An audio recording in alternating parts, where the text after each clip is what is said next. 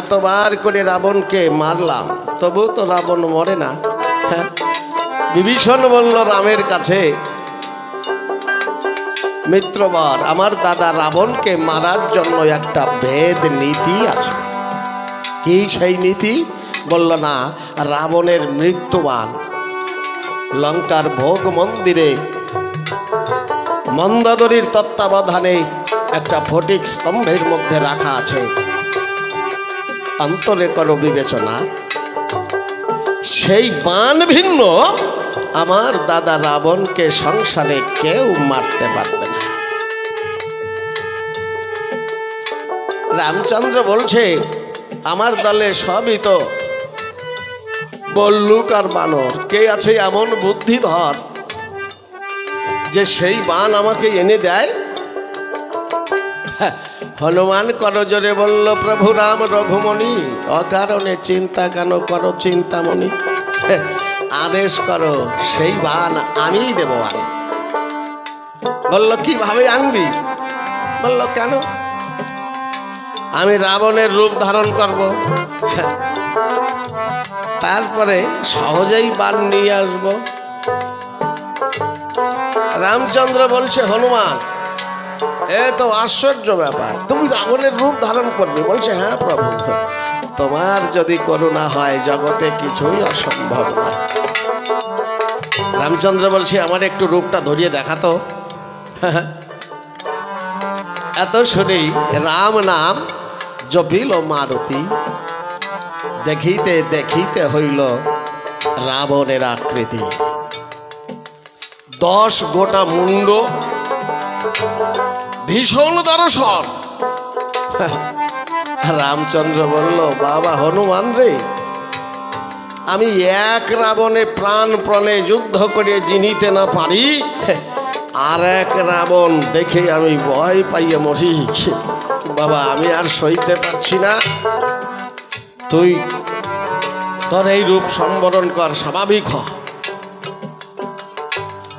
আবার রাম নাম করতে করতে পবনের নন্দন আপন কায়া সম্মুখে রামের ধরিল তখন। তাই রাম বলছে, ঠিক আছে, তাহলে বাণ আনিয়ে দে। হনুমান মৃত্যুবাণ নিয়ে আসলো। যখনই রামের কাছে দিল, রামচন্দ্র মৃত্যুবাণটা ধনুকে জুড়ে গুণ টানলেন, রাবণকে মারবেন বলে ছেড়ে দিলেন, বাণ অচল হয়ে পড়ে গেল। ব্রহ্মা বাণের থেকে বলছে, প্রভু। রামচন্দ্র বলছে, বিভীষণ, এই বাণে যদি রাবণের মরণ, বাণ অচল হয়ে পড়ল কি কারণ? আর বাণে কথা কয় কেন? ব্রহ্মা বলছে, প্রভু, আমি স্বয়ং প্রজাপতি ব্রহ্মা বলছি, এই বাণে আমরা সব দেবতারা আশ্রয় নিয়েছি। কি বলবো, তোমারটাই কেবল শক্তি আসে নাই,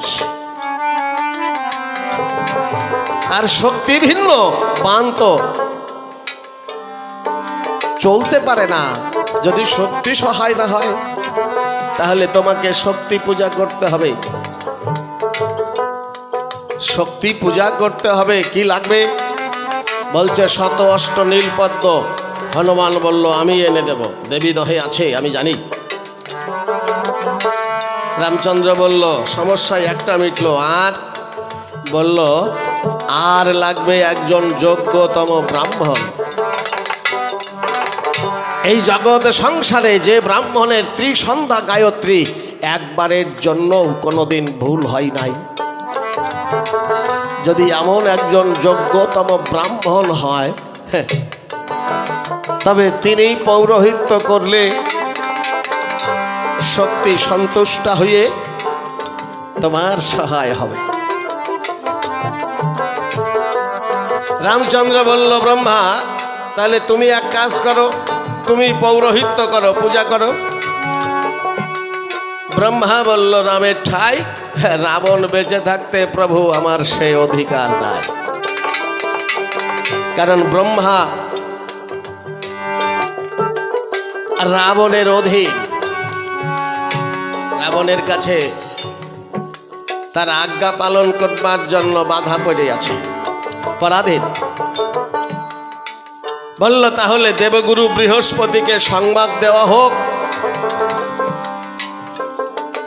ব্রহ্মা বলল হবে না, কারণ বৃহস্পতির ত্রিসন্ধ্যা গায়ত্রী ঠিক নাই।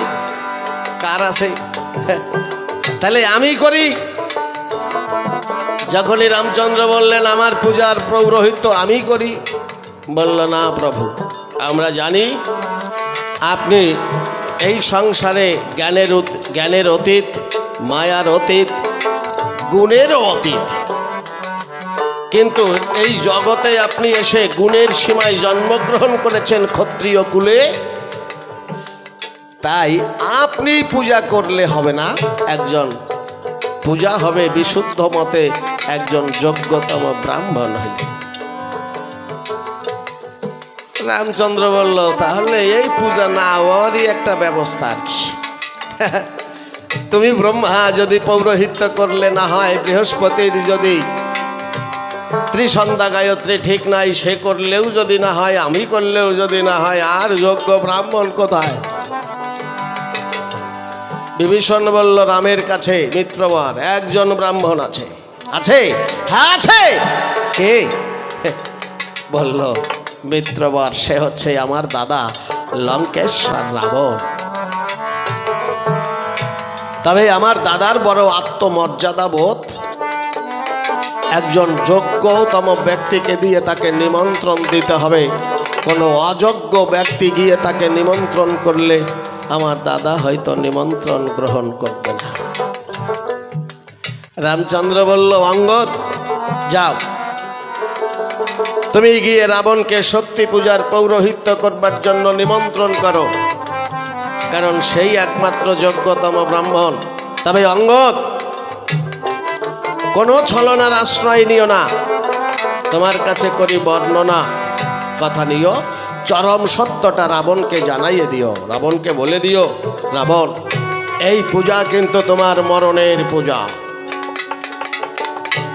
যদি সবটা জেনে রাবণ পূজার পৌরোহিত্য করার নিমন্ত্রণ গ্রহণ করেন তাহলে ভালো, যদি না করেন তাতে আরো মঙ্গল। বুঝাইয়ে বলল অঙ্গদকে যেন নিমন্ত্রণ দিতে গিয়ে কোন রকম ছলনা না থাকে। অঙ্গদ রাবণ রাজাকে নিমন্ত্রণ করবার জন্য সবাই উপস্থিত হলো। রাবণ ডেকে বলল অঙ্গদ শত্রু শিবিরে রাত্রিকালে দিলে দর্শন, আমার মৃত্যু ভয় নাই।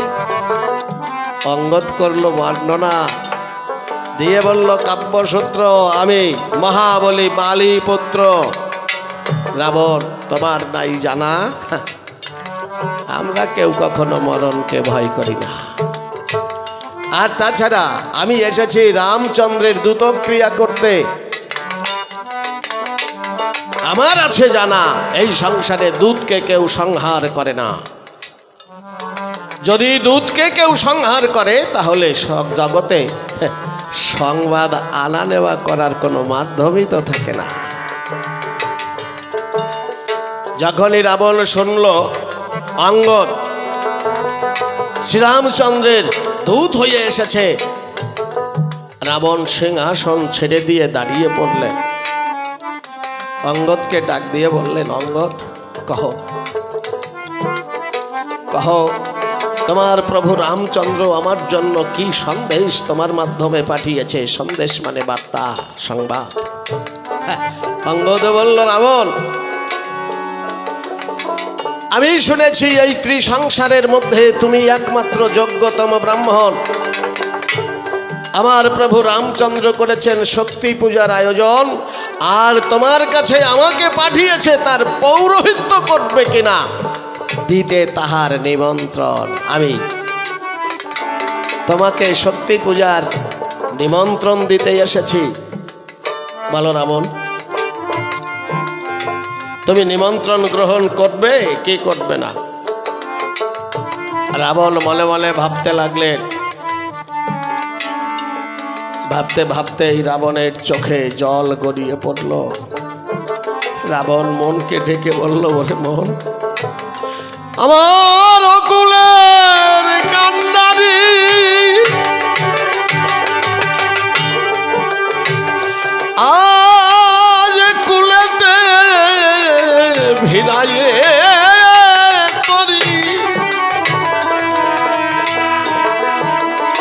আমার অকুলের কান্ডারি কুলে ভিড়াইয়ে তরি নৌকায় বাদাম তুলে আমার দিকে হাত ছানি দিয়ে ডাকছে। ওরে মন, যদি এই ডাকে তুই সাড়া না দিস তাহলে আর কবে ডাক পাবি তা তো কেউ বলতে পারে না। তাই রাবণ অঙ্গদকে বলল, অঙ্গদ আমি নিমন্ত্রণ গ্রহণ করলাম। অঙ্গদ যেই বলেছে রাবণ আমি নিমন্ত্রণ গ্রহণ করলাম, অঙ্গদ ফিরে যাচ্ছে। কিছু পথ ফিরে আসতেই মনে পড়েছে, তাই তো চরম সত্যটা তো বলা হয়নি। প্রভু তো বলেছিল চরম সত্যটা তাকে বলতে, সেটাই তো বলাই হলো না। তাই অঙ্গদ আবার ফিরে এসেছে। রাবণ বলছে, অঙ্গদ আমি তো শক্তি পূজার নিমন্ত্রণ গ্রহণ করেছি, তোমার বিশ্বাস হয় নাই? অঙ্গদ বলছে, রাবণ এটা বিশ্বাস অবিশ্বাসের কথা নয়। আমি কেন এলাম পুনরায়, একটা বিশেষ কথা তোমাকে বলা হয় নাই। রাবণ মনে মনে হাসছে। রাবণ চিন্তা করছে, অঙ্গদ তুমি কি বলবে তা তো আমি জানি। অঙ্গদ বলছে, রাবণ তুমি তো শক্তি পূজার পৌরোহিত্য করার নিমন্ত্রণ করিলে গ্রহণ, কিন্তু তুমি কি জানো এই পূজা যে তোমারই মৃত্যুর কারণ? রাবণ বলছে, আমি জানি অঙ্গদ, আমি জানি। জানো? হ্যাঁ জানি। অঙ্গদ বলছে, রাজা তুমি জেনেও নিজের মরণের পূজার পৌরোহিত্য করতে যাবে? রাবণ বলছে, আমি যখন পুরোহিত তখন তো পুরের হিত করাই আমার বিহিত, আমি অবশ্যই যাব। অঙ্গদ চিন্তা করছে, আমি বড় ভুল করেছিলাম। অঙ্গদের দুই চোখে জল গড়াতে লাগলো। অঙ্গদ বলল, রাবণ ও রাবণ, আমি শুনেছিলাম যখন তুমি একমাত্র যোগ্যতম ব্রাহ্মণ, তোমার কাছে নিমন্ত্রণ করতে দিয়েছি দর্শন, কিন্তু আমার এতটা বিশ্বাস ছিল না। কিন্তু এখন বুঝলাম তুমি সত্যি যোগ্যতম ব্রাহ্মণ। যেভাবে তোমাকে নিমন্ত্রণ করার দরকার ছিল আমি সেই সম্মানে তোমাকে করতে পারি নাই নিমন্ত্রণ। আমার ভুল হয়েছে, ক্ষমা করো। সাষ্টাঙ্গে রাবণের চরণ তলে অঙ্গদ হইল পতন। অঙ্গদ বলল, রাবণ আমি তোমার এই রূপটা জানতে পারতাম না যদি নিমন্ত্রণ করতে না আসতাম। অঙ্গদ চলে গেল। তাহলে মূলত বিষয়টা কি? রাবণ রাজা আজ তার অকুলের কান্ডারি স্বয়ং রাম ধনুকধারী তার সঙ্গে মিলবার জন্য আকুল হয়ে উঠেছে। তার কুল ভাঙা ঢেউ জেগেছে। যত অহংকার, যত যশ মান প্রতিষ্ঠা যার জন্য এতদিন বেঁচে ছিলেন সব ঝেড়ে মুছে ফেলে দিলেন। মুহূর্তের মধ্যে রাবণের আমূল পরিবর্তন হয়ে গেল। অন্তঃপুরে ফিরে গিয়ে রাজ মুকুটটা বাম হাতে খুলে সিংহাসনের পরে ছুটে দিলেন। যত রাজ আভরণ একটা একটা করে খুলে পালঙ্কের পরে অবহেলায় ছুটে রাখলেন। মন্দোদরী বলল, রাজা এই আভরণের প্রতি, রাজ মুকুটের প্রতি এত অবহেলা তো কোনোদিন দেখিনি। এগুলোকে আশ্রয় করেই তো তুমি শশাগরা পৃথিবীর অধীশ্বর হয়েছ। তোমার যত আস্ফলন, যত যশমান প্রতিষ্ঠা, আজ এগুলোকে তুচ্ছ করে ছুঁড়ে ফেলে দিচ্ছ কি কারণ? রাবণ বলছে, মন্দোদরী আমি এতদিন খাল বিল নদী নালায় স্নান করেছি, ফুলে আটা দিঘি সরোবরে স্নান করেছি, কিন্তু আজ রাম নামের অকুল সাগরে স্নান করতে চলেছি। আমার এই দেহ তরি অজানার উদ্দেশ্যে আমি ভাসিয়ে দেব। আমি জানি না আমার অকুলের কান্ডারি কোথায় তরি ভিড়াইয়ে হাত ছাড়ি দিয়ে নৌকায় পাল তুলে দিয়ে আমার দেহ তরি ভাসাইয়ে আমি অজানার উদ্দেশ্যে চলে যাব। মন্দাদরি বলছে, রাজা তুমি তো অকুলে তোমার এই দেহ তরি ভাসাইয়ে দিয়ে চলে যাবে, কিন্তু আমার জন্য তুমি কি রেখে যাবে? রাবণ রাজা বলছে, মন্দাদরি তুমি সত্য বলেছ। এই দীর্ঘ যুদ্ধের ব্যয়ভার বহন করতে করতে আজ আমি রিক্ত সিক্ত হয়ে পড়েছি, আমার রাজকোষ শূন্য হয়ে পড়েছে। তোমাকে দেওয়ার মতো যে আমার কাছে আজ আর কিছুই নাই। তবে শোনো রানী, একটা সম্পদ আমি তোমার জন্য রেখে যাচ্ছি। মন্দাদরি বলছে, বলো রাজা, তুমি আমার জন্য কি মূল্যবান সম্পদটা রেখে যাচ্ছ? রাবণ বলছে, মন্দাদরি আমি অশোক কাননে জগৎ লক্ষ্মী সীতাকে রেখে গেলাম। যদি পারো সকাল সন্ধ্যায় হরিজনে জলে তার চরণ তলে অঞ্জলি দিও। দেখবে একদিন জগতের কর্তা গোলকের হরিরাম দয়াময় তার দক্ষিণ দেশে দাঁড়াইয়ে রাম সীতার যুগল মিলন হবে। সেদিন এই মধুর মিলন দর্শন করে তোমার জীবন ধন্য হয়ে যাবে। রাবণ চণ্ডী মণ্ডপে ঢুকে চণ্ডী পাঠ করতে করতে সেখান থেকে বেরিয়ে যাচ্ছে। চণ্ডীটাকে মাথায় নিয়ে চণ্ডী জপ করতে করতে পাঠ করতে করতে বেরিয়েছেন। ওম হিং চণ্ডিকায় নমঃ, ওম হিং চণ্ডিকায় নমঃ, ওম হিং চণ্ডিকায় নমঃ। সর্বমঙ্গলা মঙ্গলে শিবে সর্বার্থ সাধিকে শরণ্যে ত্র্যম্বকে গৌরী নারায়ণী নমস্তুতে। ওম কৃষ্ণে স্থিতি বিনাশনং শক্তি ভূতে সনাতনী গুণাশ্রয় গুণময়ী নারায়ণী নমস্তুতে। ওম রক্ষা কুল বিনাশিনী বলতে বলতে আকাশ আকাশে চতুর্ভুজা কালী স্বরূপে ভেসে উঠেছে। আজ মাতা চণ্ডী আকাশাঙ্গিনায় চতুর্ভুজা হয়ে দেখা দিয়ে রাবণকে ডেকে বলছে, ওরে পুত্র রাবণ, তুই তো চললি পূজার পৌরোহিত্য করতে, কিন্তু তুই তো জানিস তুই ডাকলে আমি যে না গিয়ে থাকতে পারি না। ও রাবণ পুত্র আমার, তুই যে পূজা করতে যাচ্ছিস তুই জানিস না এই পূজা যে তোর মৃত্যুর পূজা।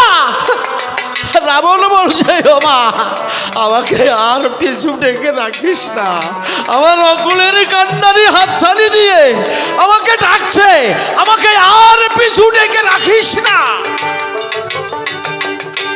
মানুষের মধ্যে যখন এই কুল ভাঙা ঢেউ জাগে, ব্যাকুল আগ্রহ জাগে, তার থেকে